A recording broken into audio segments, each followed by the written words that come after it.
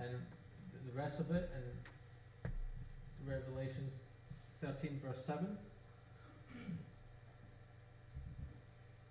Oh, wait a minute. Is that? Yeah, oh, I've got 2 slides. That's what's wrong. I thought I got rid of it. Sorry about that. Yeah, this is the rest of the verse here. The rest of it, verse 7, and power was given. And it says here, and power, which is authority, again it's authority, when you go to the language, was given him, which is Apollyon, over all kindreds and tongues and nations. So what we have here is that the beast, Apollyon, is given authority because he's possessing the Antichrist over all the world. This is for when he gets world dominion eventually.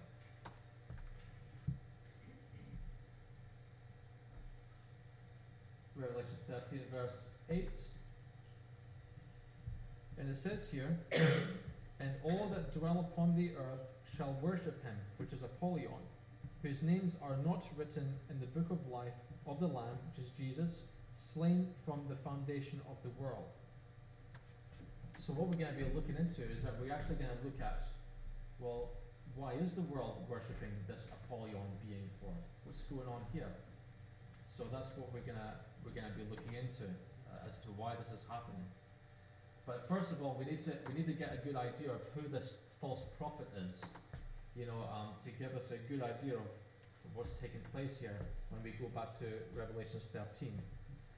So this is Revelations 19 we have to go to, and this is a new type of character, you could say, that people are maybe not completely familiar with, but we'll get into understanding the symbolic nature of this false prophet. And it says here in verse 20, and the beast was taken, and with him the false prophet that wrought miracles before him, with which he deceived them that had received the mark of the beast, which is the mark of Apollyon, and them that worshipped his image. Okay, so this false prophet character, you'll also notice that the Antichrist is not mentioned to be thrown in the lake of fire. You might be wondering, well, we've got this false prophet character, but where's the Antichrist? How come he's not thrown in the lake of fire as well? But don't worry, we're gonna get we're gonna figure out what's actually going on here. But one of the most important points we need to remember is that this false prophet character is the one that's causing the world to worship the image and to worship this Apollyon character. So what we're going to be going into next, in Revelations 13, this is all to do with this is symbolic. When we get to verse 12, it's talking about this beast of the earth, and we actually realize that this has to be the false prophet, and the reason why this is because of what it says here in verse 12. And it says here, and he, which is which is the beast of the earth, you know, because we've got beast of the sea, beast of the earth, and he exerciseth all the power of the first beast before him, and causeth the earth and them which dwell therein to worship the first beast, Apollyon, whose deadly wound was healed. And you know, because he had a deadly wound because of the Cyprus navy that destroys his armies, and then he's healed again, so he goes into the countries with Apollyon. So we definitely know that this is definitely talking about the false prophet here, because he's the one that's causing the world to worship this Apollyon, this beast.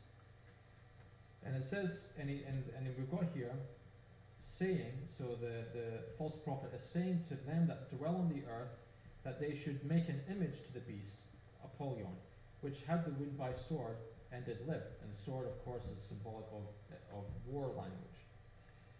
When we get to Revelations, also, one of the key points to remember is that this image has to be the abominations of desolations, which was talked about in Daniel 11 and Matthew 24. And when this abominations of desolations is set up, this marks the beginning of war on the saints for 3.5 years, the Great Tribulation. So that's one of the key points. So I'm pretty convinced that this image that the false prophet is getting the world to make has to be the abominations of desolations.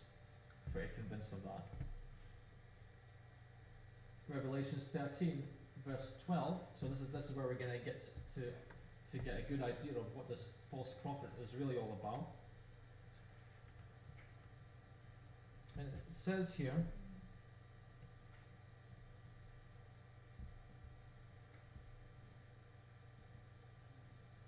I think I missed a slide there, but it doesn't matter. We'll just get straight into this. And it says here, and he, which is the false prophet, exerciseth all the power which is authority of the first beast before him.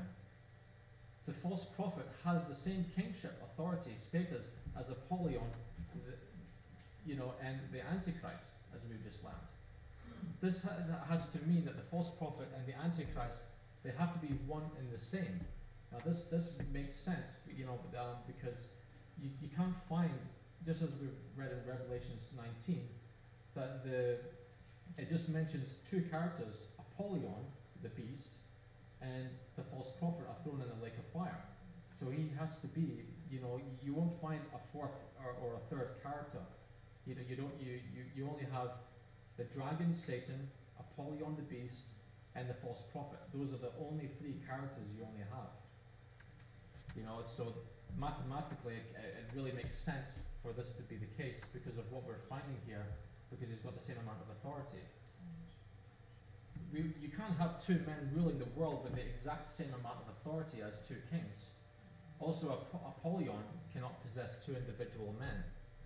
In the scriptures, there are only three characters: dragon, the beast of the sea, Apollyon, king, and the beast of the earth, false prophet, the Antichrist king.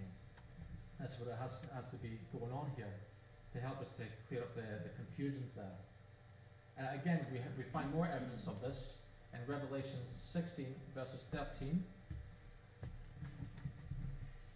And it says here, and I saw three unclean spirits like frogs come out of the mouth of the dragon, which is Satan, and out of the mouth of the beast, Apollyon, and out of the mouth of the false prophet, which has to be the Antichrist. For they are the spirits of devils working miracles in the future. So the Antichrist will be working miracles, the false prophet.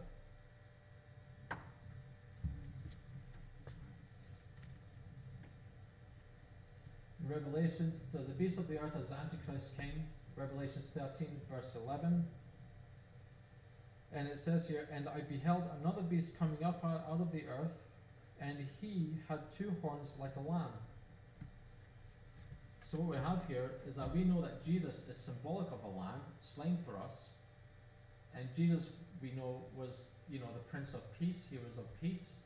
Well, the Antichrist also in Daniel 11 is a man of peace also. This will be why he would have horns that are like a lamb, symbolically.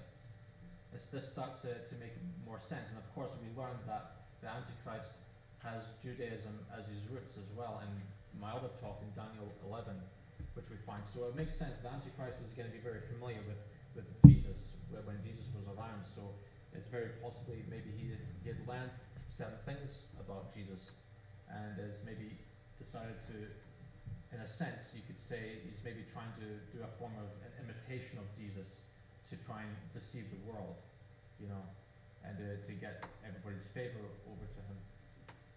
And then of course the rest of the scripture, it says, and he spake as a dragon. Now we know the dragon, symbolic of Satan, and he spoke like, you could say, like as if he's speaking similar to Satan. Because what we have here is that he has a deceptive mouth, just as Satan, the dragon, has a deceptive mouth to deceive the whole world. The Antichrist will deceive the world, just as Satan had deceived the whole world, because he's got a mouth speaking great things. So he's going to use these skills to deceive the whole world. That's what I'm convinced of. He's got the same deceptive skills as Satan has. That's what I'm convinced is going on here. Because Satan is helping to lay the foundations for this coming Antichrist character. In Revelations 13, verses 13, and this is to do with the false prophet, the Antichrist, and it says here, and he doeth great wonders, so that he maketh fire come down from heaven on the earth in the sight of men, and deceiveth them that dwell on the earth by the means of those miracles which he had power to do in the sight of the beast, which is Apollyon. So we learn here that the Antichrist, the false prophet, the beast of the earth, will make fire rain to the earth in the sight of everyone and in the sight of the beast, Apollyon. Apollyon possesses the false prophet king. So, so obviously he's going to be right there in the midst of seeing these great miracles that this false prophet king will do in the future. Now this is the situation of the mark of the beast, which is in Revelation 13 verses 16, and it says here, "And he causeth all, both small and great, rich and poor, free and bond," and this is the Antichrist, "to receive a mark in their right hand or in their foreheads, and that no man might buy or sell, save he that had the mark or the name of the beast," which is Apollyon, "or the number of his name." So this false prophet, Antichrist, causes the people of the earth to receive this mark of Apollyon. That's what has to be going on here. Now this is the situation. We're going to go back to reading about the end of Apollyon king and the end of the Antichrist false prophet king, of the two kings of their defeat. And it says here in Revelation 19 verses 20, and it says, "And the beast was taken," which is Apollyon, "and with him the false prophet, the Antichrist, that wrought miracles before him, with which he had deceived them that had received the mark of the beast, and them that worshipped his image. These both were cast alive into a lake of fire burning with brimstone."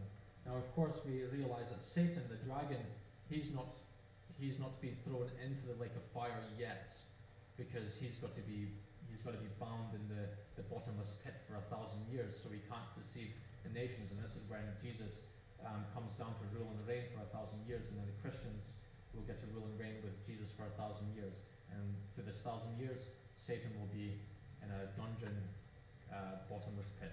So we go here that the false prophet is the Antichrist, who is thrown into the lake of fire with Apollyon, the first beast.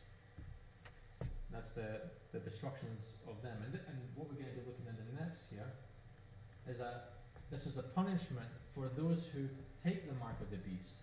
And we're just going to read here from one of the angels, that, in verses 9 it says here, "And the third angel followed them, saying with a loud voice, If any man worship the beast," which is Apollyon, "and his image, and receive his mark in his forehead or in his hand, the same shall drink of the wine of the wrath of God," which is to do with God's judgment, "which is poured out without mixture into the cup of his indignation. And he shall be tormented with fire and brimstone in the presence of the holy angels and in the presence of the Lamb," which is Jesus. Verse 11, "And the smoke of their torment ascendeth up forever and ever, and they have no rest day nor night, who worship the beast and his image, and whosoever receiveth the mark of his name. Here is the patience of the saints. Here are they that keep the commandments of God and the faith of Jesus." So there's a severe punishment there for those that take the mark of the beast or worship this Apollyon character, that was perceived as a type of sun god. Now what we're going to be looking